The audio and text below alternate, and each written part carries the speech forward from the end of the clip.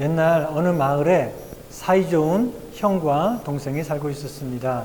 아버지가 물려준 땅에서 함께 농사를 지었습니다. 그리고 가을에 추수를 하면 그러면 수확한 것을 딱 절반을 나눠가지고 사이좋게 반반씩 나눠 가졌습니다. 어느 해 추수를 했는데 쌀 100가마니를 추수를 했습니다. 자, 그래서 형이 50가마, 그리고 동생이 50가마 사이좋게 반반씩 나눠 가졌습니다. 많이 들어본 얘기 같죠? 네. 자, 그런데 동생이 가만히 생각해 보니까 형이 식구도 많은데, 그리고 또 형인데 형이 더 가져야지, 그런 마음이 들어가지고 한 10가마니를 더 주고 싶은데 줘도 안 받을 것 같으니까 그날 밤에 10가마니를 몰래 지게에 지고 형의 창고에, 형의 집에 가서 창고에 갖다 놓았습니다. 자, 그리고 다음날 아침에 와서 보니까 자기 집 곳간의 창고에 쌀이 이제 40가마니가 있어야 되는데 50가마니가 있는 겁니다. 아니, 어떻게 된 것이지? 내가 밤에 10가마니를 형 집에 갖다 뒀는데 이상하다. 그래가지고 그날 밤에 다시 10가마니를 지고 형네 집에 창고에 갖다 놓았습니다. 자, 그리고 다음날 아침에 보니까 또 50가마니가 그대로 있는 거예요. 아니, 귀신이 고칼로릇도 아니고 내가 어디 홀렸나? 거참 이상하네. 그러면서 그날 밤에 다시 한번 쌀 10가마니를 지고 형네 집에 가는데 이 달밤에 어두컴컴한데, 근데 쌀을 지고 가는데 저 건너편에 보니까 어떤 사람이 또 쌀을 지고 오고 있는 거죠. 누굴까요? 형이겠죠. 형이 또 쌀을 가지고 오는 겁니다. 형이 생각해 보니까, 형도 가만히 생각해 보니까 우리 동생이 그동안 어렵게 살았고, 그리고 또 농사 짓느라고 고생도 많이 했는데 우리 동생이 더 많이 가져야지. 그래가지고 10가마니를 더 주고 싶은데 안 받을 것 같으니까 이 형도 밤에 몰래 10가마니를 동생네 집에 창고에 갖다 준 거죠. 자, 이렇게 서로 10가마니씩 갖다 주니까 다음날 아침에 똑같이 50가마니씩 있는 것이죠. 자, 이 밤중에 두 형제가 쌀을 지고 서로 형네 집에, 동생 집에 더 갖다 줘야지 그러면서 쌀을 지고 가다가 밤중에 딱 만났어요. 자, 그때 기분이 어떨까요? 그렇죠. 아이고, 저렇게 형이 나를 생각하는구나. 내가 또 동생이 나를 생각하는구나. 그래가지고 그 밤중에 쌀을 지고 서로 주려고 하는 그 형제를 만났을 때 둘이 얼마나 참 마음이 흐뭇하고 기뻤겠습니까? 그래가지고 두 형제가 그 밤중에 서로 부둥켜 안고 울었다. 그런 얘기죠. 얼마나 아름다운 이야기입니까? 이것이 바로 사랑이죠.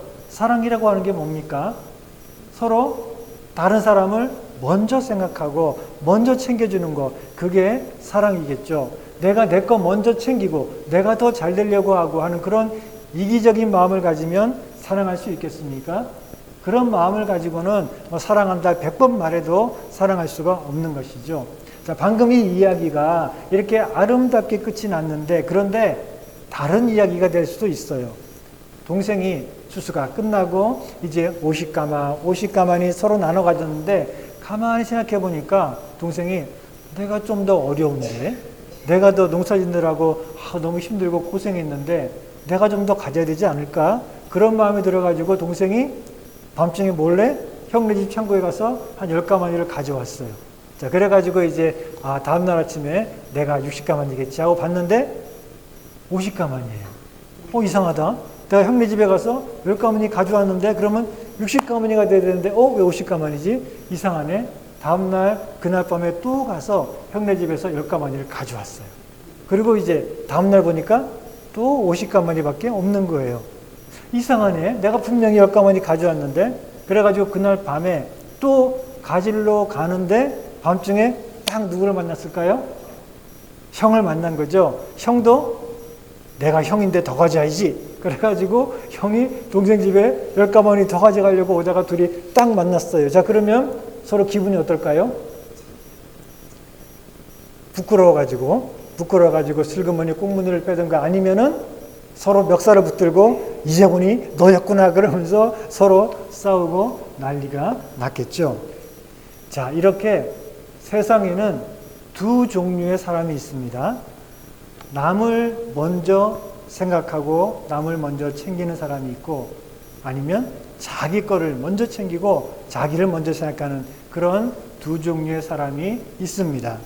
오늘 본문 24절에 보면 이렇게 말씀하고 있죠. 누구든지 자기의 유익을 구하지 말고 남의 유익을 구하라. 자기 생각 먼저 하지 말고 다른 사람을 먼저 생각하고 다른 사람을 먼저 챙겨줘라 라는 그런 말씀이지요. 자, 그런데 이 말씀이 듣기는 좋은데 그런데 이것처럼 어려운 일이 어디 있습니까? 왜냐하면 우리 모두는 태어날 때부터 태어나기를 이기적인 사람이에요. 이기적이지 않은 사람이 누가 있습니까?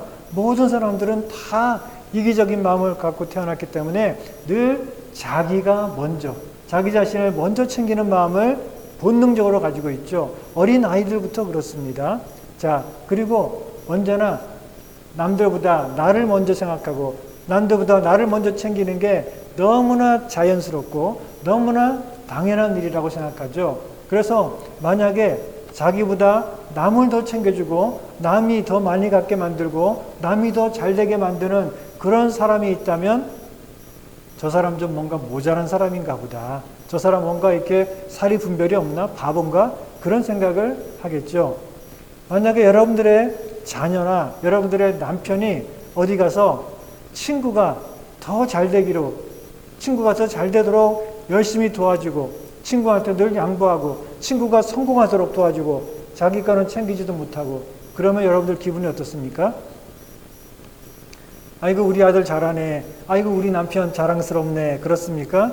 아니면 바본가? 그러면서 화가 나십니까?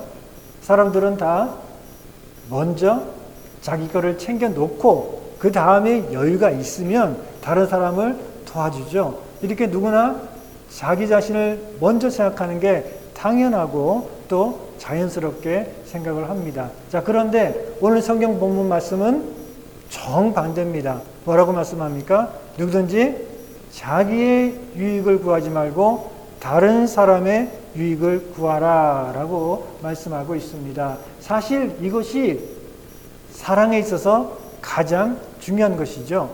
우리가 사랑하기 위해서는 이런 마음이 있어야 됩니다. 아니 어떻게 그럴 수 있지? 그런 마음이 들지만 그러나 사실 남을 먼저 생각하는 마음이 없다면 사랑할 수가 없죠. 내가 내 것 먼저 생각하고 내가 잘 되기를 바라고 내 것 먼저 챙기는 그런 마음 가지고 우리가 사랑을 할 수가 없죠.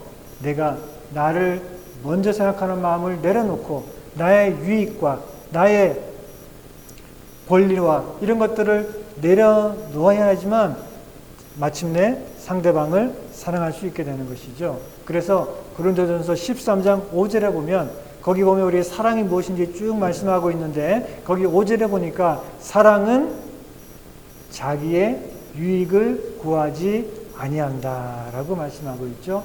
사랑은 사랑하기 위해서는 자기의 유익을 구하는 것이 아니라 다른 사람의 유익을 구하는 그런 마음, 남을 먼저 생각하는 그런 마음을 가져야지 사랑할 수 있다라고 말씀하고 있습니다. 자, 오늘 본문에서 사도 바울은 우리가 나의 유익을 구하기보다 다른 사람의 유익을 먼저 구하는 그런 삶을 살아가기 위해서 어떻게 해야 되는지 한 가지 예를 들어서 가르쳐주고 있습니다. 우리가 지난번 고린도전서 8장 말씀 살펴볼 때 이미 살펴본 말씀이지만 사도 바울이 다시 한번 이 말씀을 하고 있어요. 그것은 뭔가 하면 우상의 고기, 우상에게 바쳐진 그 고기를 먹는 일에 대해서 말씀하고 있습니다. 우상의 제단에 바쳐진 그 고기는 그래봐야 뭐 고기는 고기니까 우리가 먹어도 아무 상관이 없죠. 그래서 그것 때문에 깨름칙하거나 뭐 그러지 말고 고기는 우리가 마음껏 먹을 수 있는 그런 자유와 또는 권리가 있다는 것을 말씀하고 있습니다. 자, 그런데 어떤 믿음이 연약한 사람이 우리가 우상에게 바쳐진 그 고기를 먹는 것을 보고 저거 우상의 고기를 막 먹네? 저거 저러도 되나? 그러면 우상을 섬겨도 되는 건가? 이래가지고 오해를 하고 또 시험에 들고 넘어지는 것은 그 사람의 유익에 대한 것이죠. 자, 우리가 우상에게 바쳐진 고기든 그냥 다른 고기든 마음대로 먹을 수 있는 자유가 있고 그것은 우리의 유익을 위한 것입니다. 고기 먹으면 우리 건강에 유익하죠. 예, 그리고 고기 먹으면 이렇게 쫄깃쫄깃한 식감이며 또 그 육즙 얼마나 맛있습니까? 기분이 좋아지죠. 네, 그러니 그 고기를 먹는 게 우리 몸에 유익하고 우리 기분에 유익하고 예, 우리 유익에 대한 겁니다. 자, 그런데 우리가 우상에게 바쳐진 고기를 먹는 것 때문에 다른 사람이 만약에 시험에 든다 하는 것은 다른 얘기죠. 그거는 그 사람의 유익에 대한 것입니다.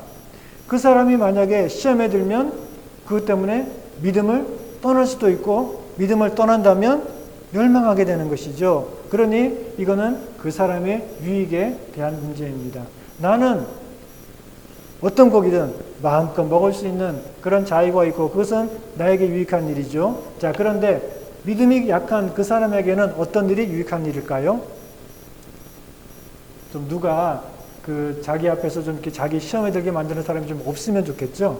그렇죠? 괜히 자기는 믿음도 약한데 그런데 어떤 사람이 자기는 믿음이 좋아가지고 막 우상의 고기도 막 먹고 그래가지고 그걸 보면서 괜히 나는 마음이 막 양심에 찔리고 저러면 안 되는데 그러면서 불편하고 불안하고 믿음이 흔들리고 시험에 들고 좀 그런 일이 안 생겨야지 나에게 유익하지 않겠습니까? 자, 그러니 이 믿음이 연약한 사람에게는 우상의 고기를 마음대로 먹고 뭐 괜찮으니까 먹어도 돼 하는 그런 사람을 좀 그 주변에 없는 게 이 사람의 신앙생활을 위해 유익한 일이 될 것입니다. 자, 그러면 나의 유익은 뭐예요? 고기를 맛있게 먹는 게 나에게 유익한 거죠. 믿음이 약한 내 형제와 이웃의 유익은 무엇입니까? 좀 괜히 시험에 들게 만들 만한 그런 일들이 좀 없었으면, 그런 사람들이 좀 그런 일을 안 했으면 그러면 나도 괜히 그것 때문에 시험에 들거나 흔들리지 않을 텐데, 예, 그게 그 사람의 유익에 대한 것이죠. 자, 우리는 누구의 유익을 추구하는 사람이 되어야 될까요? 자, 그래서 그렇죠. 그래서 바울은 이미 결정을 했습니다. 누구의 유익을 따를 것인지. 그래서 8장에 보면 바울은 어떤 결심을 했는지 이야기하고 있죠. 우리 8장 13절에 보니까 그러므로 만일 음식이 내 형제를 실족하게 시험에 들게 만든다면 나는 영원히 고기를 먹지 아니하여 내 형제를 실족하지 않게 하리라.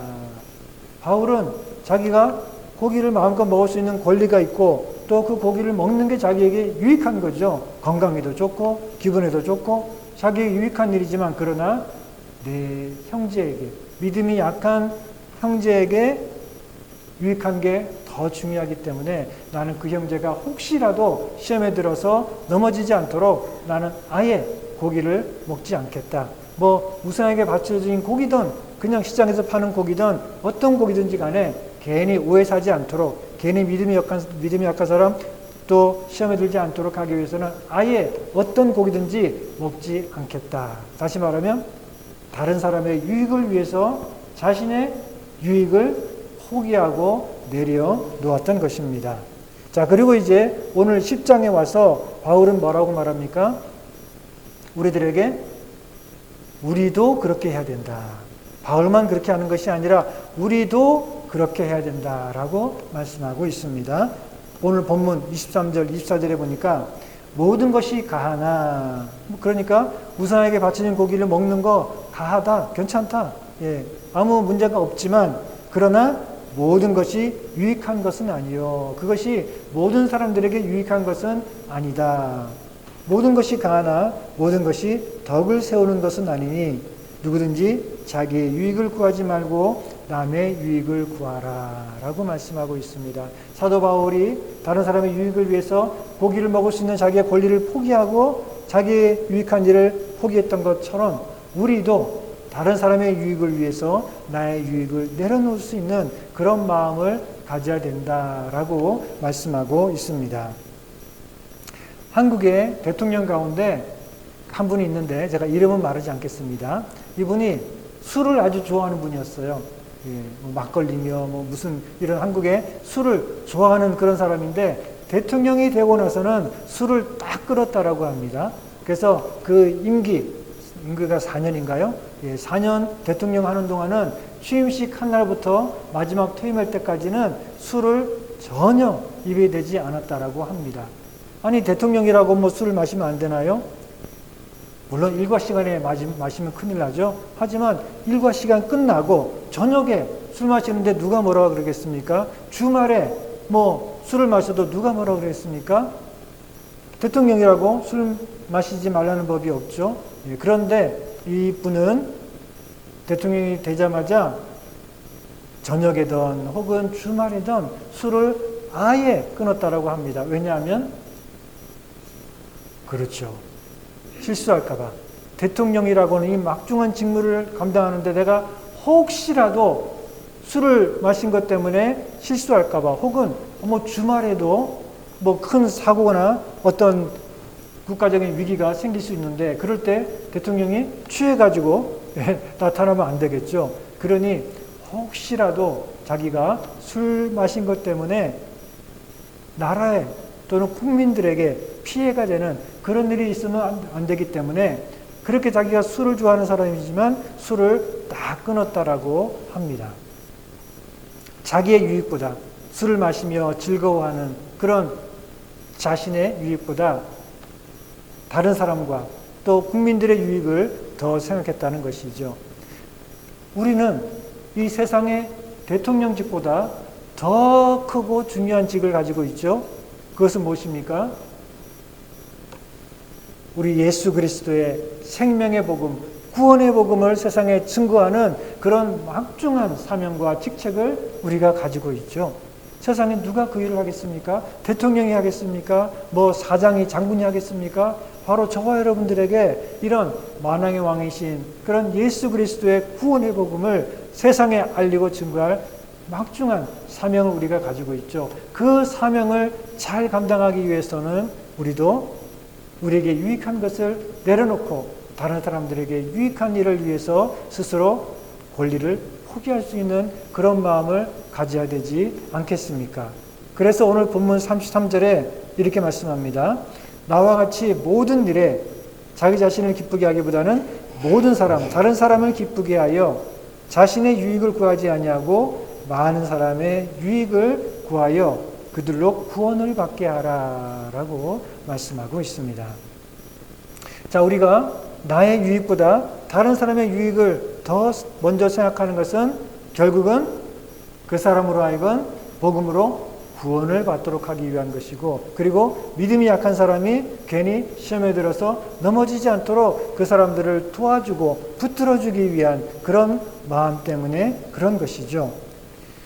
다시 말해서 우리가 복음을 전하기 위해서는 말로만 막 힘차게 복음을 선포한다고 되는 것이 아니라 우리가 다른 사람의 구원을 위해서, 다른 사람의 영적인 유익을 위해서 우리 자신의 유익을 내려놓고 포기할 수 있는 그런 태도, 그런 사랑의 마음이 중요하다는 것입니다.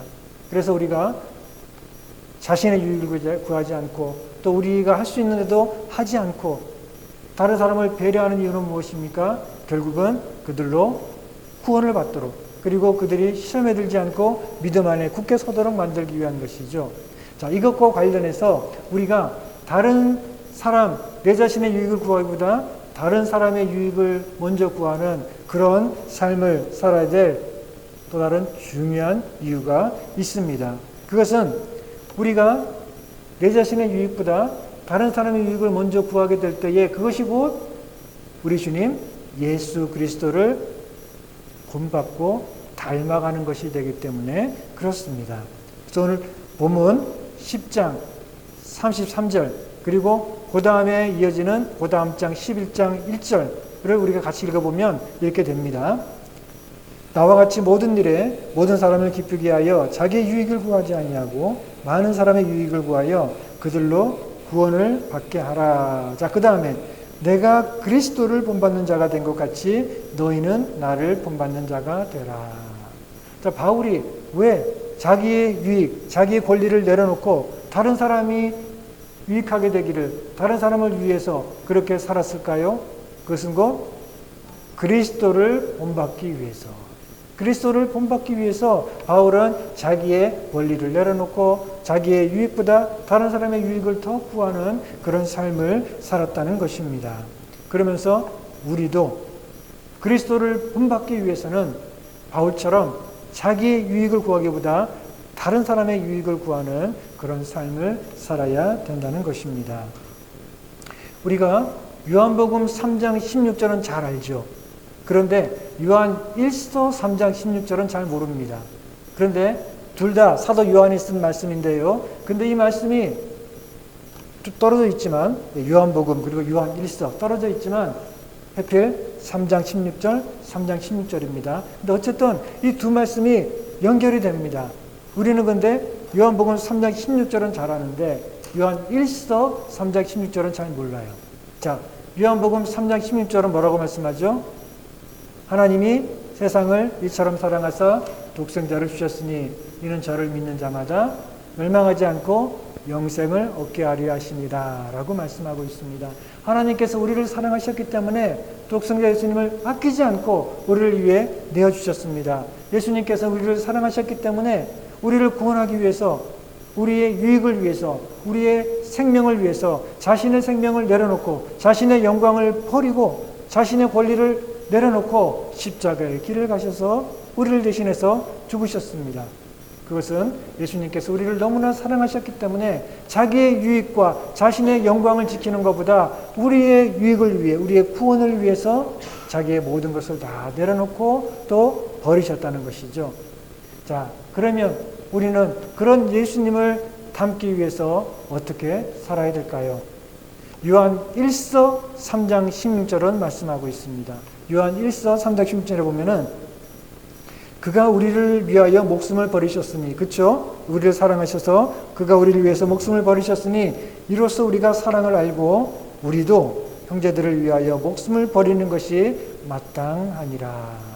주님께서 우리를 위해 목숨을 버리셨던 것처럼 이제 우리도 그 주님의 사랑을 알고 구원받았으니 이제 우리도 이웃을 위해, 형제를 위해 목숨을 버리는 것이 마땅하도다라고 말씀하고 있습니다. 주님께서 자신의 목숨을 내어주기까지 우리를 사랑하신 것처럼, 우리의 유익을 위해서 자기의 유익을 다 포기하신 것처럼 우리도 그 주님을 닮기 위해서는 목숨을 내어주기까지 서로 사랑하고 또 상대방의 유익을 위해서 자기의 유익을 내려놓는 그런 마음으로 살아야 된다는 것입니다. 그것이 바로 우리 주님을 닮아가는 것이고 그것이 바로 우리 주님의 가진 길을 따라가는 그런 삶을 살아가는 것입니다. 주님께서 우리를 부르신 목적, 우리를 구원하신 목적이 뭘까요? 주님이 왜 저와 여러분들을 부르셔서 구원하셨을까요? 그것을 베드로 전서 2장 21절은 우리들에게 이렇게 말씀하고 있습니다. 이를 위하여 너희가 부르심을 받았나니 그리스도도 너희를 위하여 고난을 받으사 너희에게 본을 끼쳐 그 자체를 따라오게 하려 하셨느니라. 주님께서 우리를 부르시고 구원하신 목적은 우리가 그 주님을 닮아가고 그 주님의 본을 따라가고 그 자체를 따라가도록 하기 위해서 우리를 부르셨다는 것입니다. 주님께서 우리를 위해 고난의 길, 십자가의 길, 그 길을 가신 것처럼 우리도 주님을 위해 그리고 우리 이웃을 위해서 그런 고난과 희생의 길을 가도록 하기 위해서 그 주님을 본받도록 하기 위해서 우리를 부르셨다는 것입니다.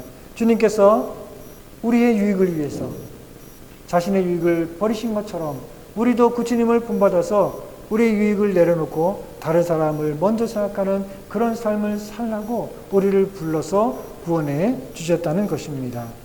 자, 그런데 우리가 입으로는 그런 주님을 믿습니다라고 하면서 그런 주님을 따라가고 그런 주님을 본받는데 전혀 관심이 없다면 그러면 주님과 아무 관계가 없는 사람이 되겠죠. 우리는 주님과 전혀 닮지도 않고 전혀 관계가 없는 그런 사람이 아니라 우리 주님을 열심히 닮아가고 우리 주님처럼 우리도 다른 사람의 유익을 위해서 내 자신의 유익을 내려놓을 수 있는 그런 사랑의 삶을 살아가기를 원합니다. 자, 우리는 서로 내가 먼저 이렇게 다투는 것이 아니라 형님 먼저, 아우 먼저 서로 상대방의 유익을 구하는 그런 삶을 살아야 됩니다. 빌립보서 2장 3절도 말씀하죠. 아무 일에든지 다툼이나 허용으로 하지 말고 오직 겸손한 마음으로 각각 자기보다 남을 낮게 여기라. 내 자신보다 다른 사람을 더 낮게, 더 중요하게 여겨야 된다라고 말씀하고 있습니다. 자, 그런데 우리가 지난번에 고린도전서 5장 말씀을 살펴볼 때 거기 보면 어떤 사람들에 대해서는 단호하게 정죄를 하고 그리고 교회에서 쫓아내버려라 라고 말씀하고 있어요. 우리 5장 1절 2절 보면 이렇게 말씀하고 있죠. 너희 중에 심지어 음행이 있다 함을 들으니 그런 음행은 이방인 중에서도 없는 것이라. 그리하고도 너희가 오히려 교만해져서 어찌하여 통한이 여기지 아니하고 그를 행한 자를 너희 중에서 쫓아내지 아니하였느냐라고 말씀하고 있죠. 자, 그리고 쭉 내려와서 11절부터 보면 또 이렇게 말씀합니다. 만일 어떤 형제라 일컫는 자가 음행하거나 탐욕을 부리거나 우상 숭배를 하거나 모욕하거나 술 취하거나 속여 빼앗거든 사귀지도 말고 그런 자와는 함께 먹지도 말라 함이라. 이 약한 사람들은 너희 중에서 내어 쫓으라 라고 말씀하고 있습니다. 아니, 우리가 나의 유익보다 다른 사람의 유익을 더 구하고 그리고 우리가 겸손한 마음으로 다른 사람을 더 낮게 여기고 더 중요하게 여기고 그리고 그 사람의 유익을 구하는 그런 삶을 살라고 하셨는데, 그런데 왜 어떤 경우에는 다른 사람을 정죄하고 그리고 아예 교회에서 쫓아내야 된다라고 말씀하고 있을까요? 그게 다른 사람을 위하는 건가요? 자, 여기서는 그 이유가 우리가 내 자신보다 다른 사람을 먼저 생각해야 되죠. 그런데 다른 사람보다 먼저 생각해야 될 분이 있습니다. 누굴까요? 나 자신 말고. 나 자신보다 다른 사람을 먼저 생각해야 되죠. 그런데 그 다른 사람보다 더 먼저, 더 중요하게 여겨야 될 분이 있습니다. 누굴까요? 하나님이죠. 그렇죠? 우리가 다른 사람을 귀하게 여기고 존중하고 사랑하고 섬기고 그래야 되는데, 그런데 그보다 더 중요한 것은 바로 하나님. 하나님을 우리가 가장 중요하게 여기고 그 말씀을 가장 중요하게 여겨야 된다라고 말씀하고 있는 것입니다. 그래서 오늘 본문의 핵심인 31절은 이렇게 말씀하고 있죠. 그런즉 너희가 먹든지 마시든지 무엇을 하든지 다 하나님의 영광을 위해서 하라. 우리가 먹는 일이든 마시던 일이든 뭐 돈을 쓰던 일이든 무슨 일을 하든지 다 내 자신의 유익을 구하지 말고 내가 할 수 있는 자유가 있으니까 내가 하는데 누가 뭐라 그래? 그러면서 자기 기분대로만 하는 것이 아니라 다른 사람의 유익을 생각하고 다른 사람을 위해서 때로 내 권리를 포기하고 하고 싶은 것도 참고 그래서 다른 사람이 잘 되도록 하는 게 그것이 사랑의 자세라고 했죠. 자, 그런데 이렇게 우리는 다른 사람을 나보다 더 배려하고 사랑하는 마음을 가져야 되는데 그게 다가 아닙니다. 그 다른 사람보다 더 먼저 챙겨야 될 분이 있습니다. 그것은 바로 하나님. 그래서 우리는 다른 사람의 말을 듣는 것보다 하나님 말씀을 듣는 것을 더 중요하게 여기고 그리고 다른 사람을 기쁘게 하는 것보다 내 자신을 기쁘게 하는 것보다 다른 사람을 기쁘게 하는 게 더 중요하다고 하셨는데 다른 사람을 기쁘게 하는 것보다 더 중요한 것은 하나님을 기쁘시게 하는 것. 그것이 가장 중요하다는 것입니다. 아까 우리 서두에서 제가 이야기했죠. 우애가 좋은 형님, 동생 얘기를 했는데 자, 이렇게 형제가 서로 우애가 좋아가지고 서로 먼저 배려하고 먼저 챙겨주고 사랑하는 그런 모습을 보면 아버지가 마음이 어떨까요? 흐뭇하죠. 뿌듯하고 마음이 기쁠 것입니다. 자, 그런데 반대로 형제가 서로 악의다툼하고 서로 자기가 더 많이 가지려고 그러고 막 싸우고 그러면 아버지 마음이 어떨까요?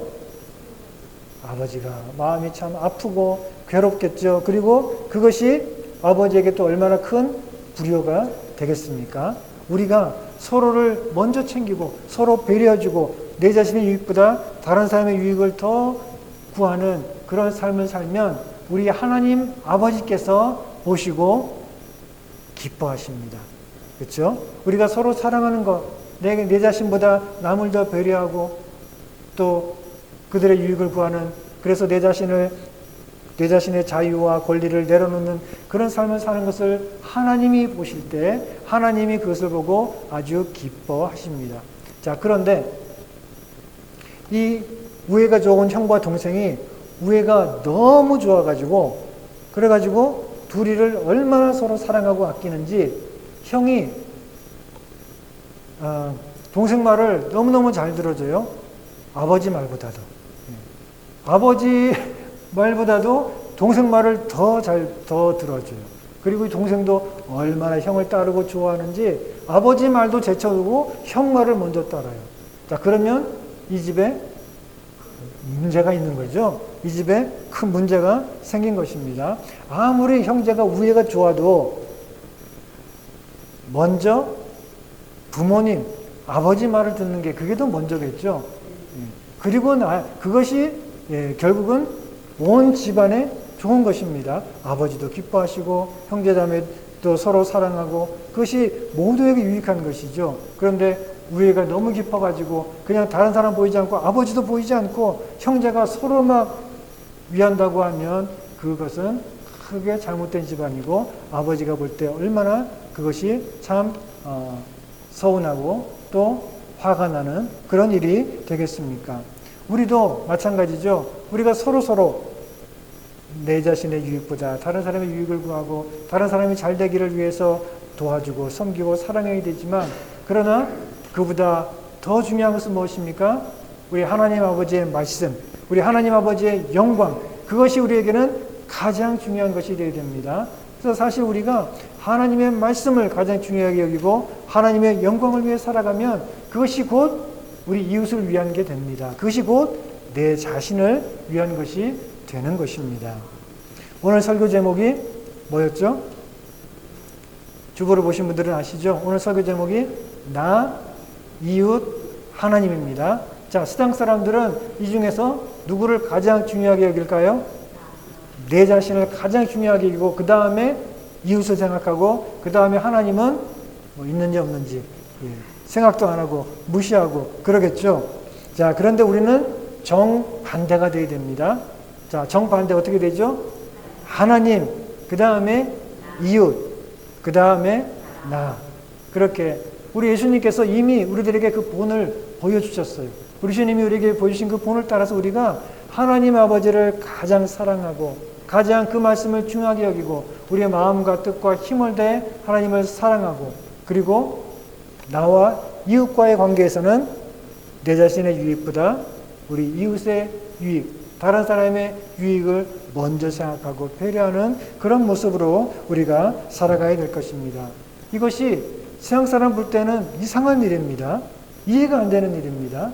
저 무슨 바보 같은 짓이지? 그런 생각이 들 수도 있습니다. 그러나 이것은 구원받은 이 악한 세상으로부터 구원받은 우리 성도들이 마땅히 살아가야 될 그런 삶의 모습이고 그것이 바로 천국의 아름다운 모습인 것입니다. 우리 모두 우리 예수님을 열심히 닮아가고 내 자신의 유익보다 다른 사람의 유익을 더 먼저 생각하는 삶을 살아가고 무엇보다 우리가 하는 모든 일들을 다 하나님의 영광을 위해서 해나가는 그런 복된 아름다운 천국의 백성들이 다 되시기를 바랍니다.